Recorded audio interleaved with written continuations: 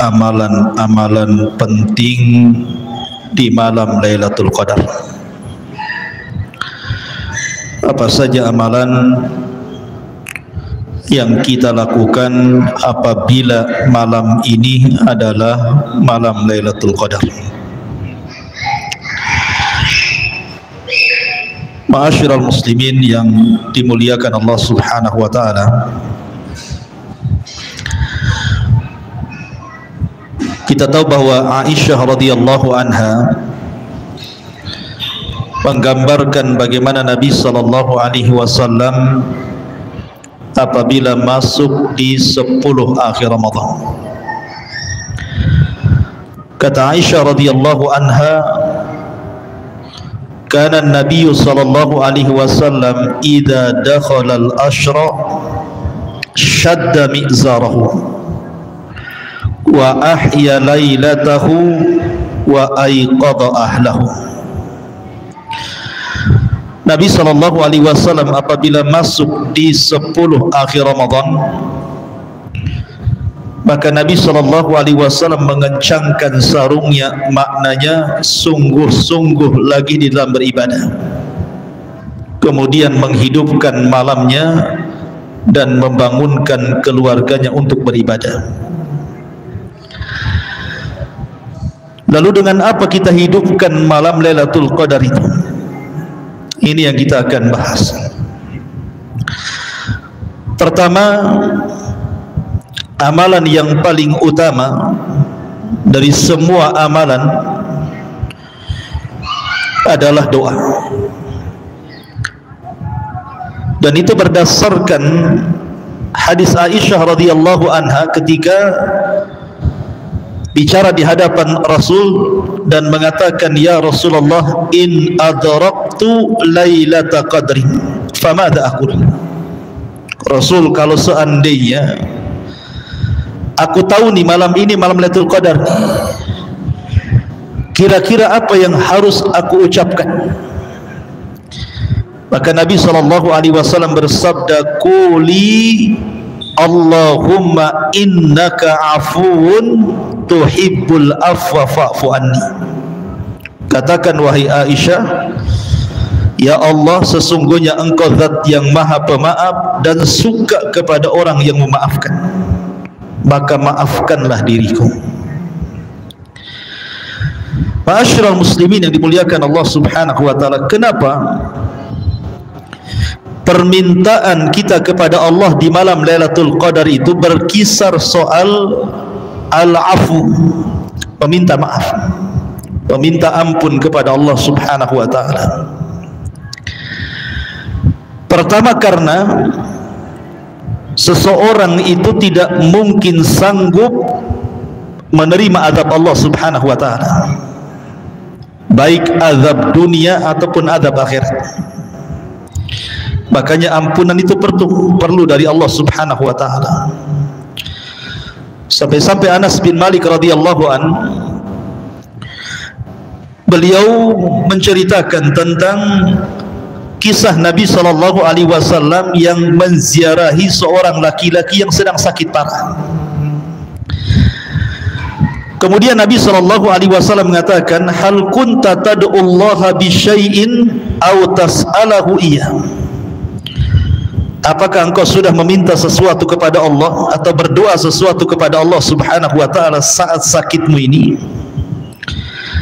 Maka orang ini mengatakan, na'am, ya, tentu wahai Rasul, aku katakan Allahumma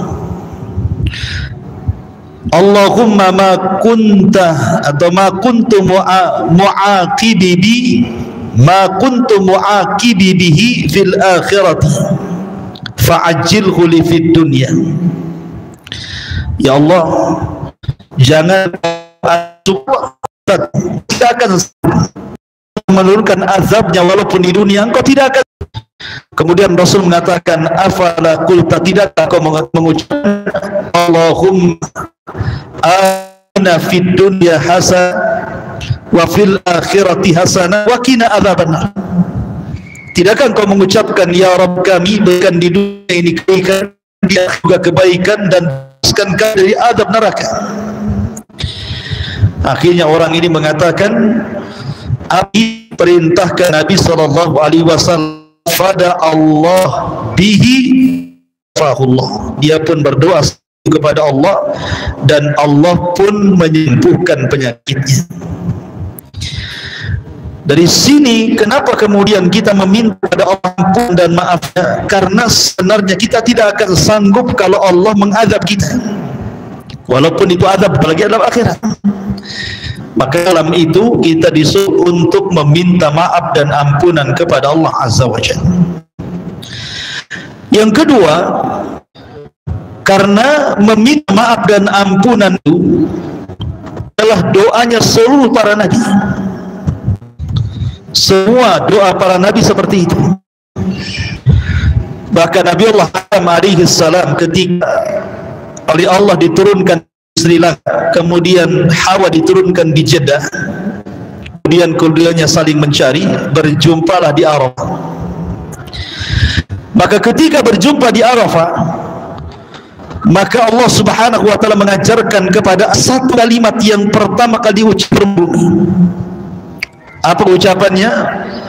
Rabbana zalamna anfusana wa illam taghfir lana wa tarhamna lanakunanna minal khasirin. Kalimat pertama yang diucapkan di dunia oleh Adam dan Hawa. Ya Rabb kami, sungguh kami telah mendolimi diri kami jika Engkau tidak mengampuni kami dan tidak memberikan kasih sayang kepada kami, tentu kami termasuk orang-orang yang rugi. Jadi inti dari permintaan Adam dan Hawa adalah minta maaf, ampunan dari Allah Ta'ala. Kemudian yang ketiga, doa minta ampun atau meminta maaf kepada Allah itu adalah doanya malaikat kepada orang-orang iman. Makanya Allah mengatakan, alladzina yahmiluna arsy man hawlahu yusabbihuna bihamdi rabbihim wa yu'minuna bihi wa yastaghfiruna lilladzina amanu rabbana wasi'ta kulla syai'in rahmatan wa ilman faghfir lilladzina tabu ila akhiril ayat. Malaikat-malaikat mikul arsy dan malaikat-malaikat di sekitar mereka bertasbih dengan mengucap mereka. Mereka beriman dengan Allah dan mereka memberikan ampun kepada orang yang beriman. Jadi doa malaikat kepada orang yang beriman memintakan ampun. Makanya ketika kita membahas salawat, innallaha malaikatahu yusalluna 'alan nabi. Sesungguhnya Allah dan malaikat bersalawat kepada Nabi. Maksudnya apa? Salawatnya Allah tentu memuji Nabi, dan salawatnya malaikat memintakan ampun kepada Allah atas dosa-dosa Nabi. Karena malaikat kalau sudah turun itu pasti membawa ampunan, rahmat dan juga ketenangan. Kemudian juga yang keempat, karena doa meminta maaf kepada Allah, doa para nabi kepada orang-orang yang, sebabnya Nuh berdoa kepada orang-orang iman, Rabbighfirli wali waliman dakhala baitiya mu'minan wal mu'minina wal mu'minat. Ya Rabb kami, ampuni kedua orang tuaku dan kepada orang yang masuk ke rumahku, baik dia seorang mukmin laki-laki ataupun perempuan. Kemudian yang kelima, doa meminta ampun, meminta maaf kepada Allah adalah doa yang Allah perintahkan kepada Nabi sallallahu alaihi wasallam. Dan juga meminta ampun, meminta maaf, Allah sebutkan bisa menghapus banyak dosa. Sebab itulah di malam Lailatul Qadar kita disuruh memaaf, meminta ampun kepada Allah Azza wa Jalla. Ini amalan yang pertama. Amalan yang kedua, sesingkat saja, adalah qiyamul lail.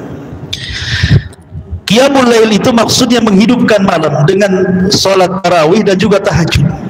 Tetapi jangan sampai melalaikan sholat wajib. Bahkan para ulama menasihati, apa malam itulah malam Lailatul Qadar, jangan tinggalkan 3 sholat berjamaah.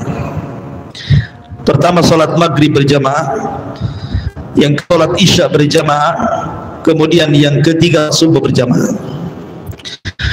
Karena kata para ulama, yang melakukan solat maghrib berjamaah di malam Lailatul Qadar ataupun solat isya berjamaah di malam Lailatul Qadar, maka dia telah mendapatkan bagian besar daripada Lailatul Qadar. Apalagi ditambah dengan solat subuh berjamaah. Karena hadis yang mengatakan barang siapa yang solat isya berjamaah seolah dia telah salat separuh, dan siapa yang solat subuh berjamaah maka seolah-olah dia mendapatkan solat seluruh malam. Jadi tidak meninggalkan 3 waktu wajib ini berjamaah, maka kita telah mendapatkan bagian besar di malam Lailatul Qadar, ditambah dengan qiyamul lail dan solat malam. Kemudian yang ketiga, i'tikaf.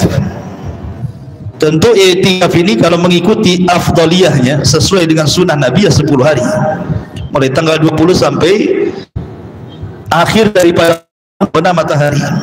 Tapi bukan berarti kemudian i'tikaf sejam 2 jam tidak dikatakan i'tikaf. I'tikaf juga, karena i'tikaf artinya luzumul masjid biniyat taqarrub ila Allah azza wa jalla. Seseorang melangkahkan diri ke masjid dalam rangka mendekatkan diri kepada Allah. Namanya antum sibuk siang bekerja, kemudian sore antum pulang, antum ingin i'tikaf malamnya saja, itu i'tikaf juga. Tapi tentu i'tikaf yang memang tidak meninggalkan masjid 10 hari dengan hanya i'tikaf malamnya atau siangnya saja, tentu lebih baik i'tikaf yang afdoliyahnya tadi, kan gitu, karena sesuai dengan sunnah Nabi SAW. Kemudian yang keempat, al-iksar doa. Perbanyak doa, sebagaimana doa tadi Aisyah radhiyallahu anha, doa-doa yang lainnya. Kemudian yang nomor 5, iqatul ahli ila shalah. Juga perlu membangunkan keluarga untuk beribadah. Jangan antum saja yang sibuk laki-laki, tapi ajak juga keluarga untuk beribadah. Kemudian yang nomor 6, al-hirsu ala ada'is salawatil maktub. Berusaha menjaga salat waktu, salat 5 waktu, mulai duhurnya, asarnya, maghribnya, isanya, subuhnya, gitu ya. Karena bagaimanapun bagian ulama mengatakan, ulama salaf, ij'alu naharakum kalailikum, jadikan siang kalian seperti malam kalian.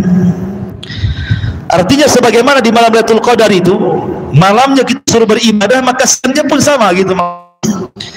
Karena ketika ada orang ditanya tentang rahasia khusyuk salat, Syekh, apa sih khusyuk salat itu? Mengatakan cara orang itu bisa khusyuk salat adalah dengan cara ta'zimullah, mengagungkan Allah. Bagaimana cara mengagungkan Allah? Sebelum salat jangan maksiat. Kalau salat kita tidak bermaksiat kepada Allah, maka masuk dalam salat khusyuk. Tapi kalau seandainya sebelum salat kita maksiat kepada Allah, masuk ke dalam salat tidak akan khusyuk. Begitu juga malam Lailatul Qadar, kalau siangnya kita gunakan untuk beribadah kepada Allah, maka malamnya pun semakin mantap lagi maksudnya. Kemudian yang nomor 7, as-sadaqah. Berusaha untuk bersedekah. Kemudian juga yang nomor 8, dan ini yang paling penting, adalah qiraatul Quran. Karena bagaimanapun malam Lailatul Qadar kan malam diturunkan Al-Quran, maka perbanyak membaca Al-Quran. Kemudian nomor 8, zikrullah wal istighfar. Terus berzikir kepada Allah Subhanahu wa taala dan minta ampun kepada Allah atas dosa-dosanya, berdasarkan sabda Nabi SAW, man qama lail qadrin imanan wa ihtisaban ghufira lahu ma taqaddama min dhanbi. Barang siapa yang menegakkan Lailatul Qadar, iman dengan perintahnya, mengharap dengan pahalanya, maka ampuni dosanya. Yang nomor 10, minta sebelum Lailatul Qadar, minta kita kepada Allah. Bagi yang berpendapat Lailatul Qadar itu dimulai waktu asar, atau yang mengatakan di waktu maghrib, maka sebelum asar itu kita minta kepada Allah Subhanahu wa taala, malam itu kita dijumpakan Lailatul Qadar, agar kita diberikan taufik malam mendapatkan Lailatul Qadar, itu maksudnya. Karena kita harus minta kepada Allah. Idza sa'alta fas'alillah wa idza sta'anta. dunia. Kalau minta sesuatu kepada Allah, dan kalau kita meminta, pasti Allah tidak akan tolak permintaan kita. Jadi dari siang itu kita sudah minta, ya Allah, pakai aku malam ini. Dan itu penting sekali gitu ya, meminta sesuatu kepada Allah Subhanahu wa taala. Kemudian juga yang paling penting di malam Lailatul Qadar itu adalah di sepertiga akhir. Kalaupun kita tidur tidak tahan gitu ya, maka bila sepertiga malam akhir di waktu Lailatul Qadar. Karena bagaimanapun dari sepertiga awal, sepertiga tengah dan sepertiga awal, yang paling utama adalah sepertiga akhir malamnya. Kalau kita tidak bisa menghidupkan keseluruhan, maka ambillah sepertiga malamnya atau 2/3 malamnya. Karena di situ Allah turun.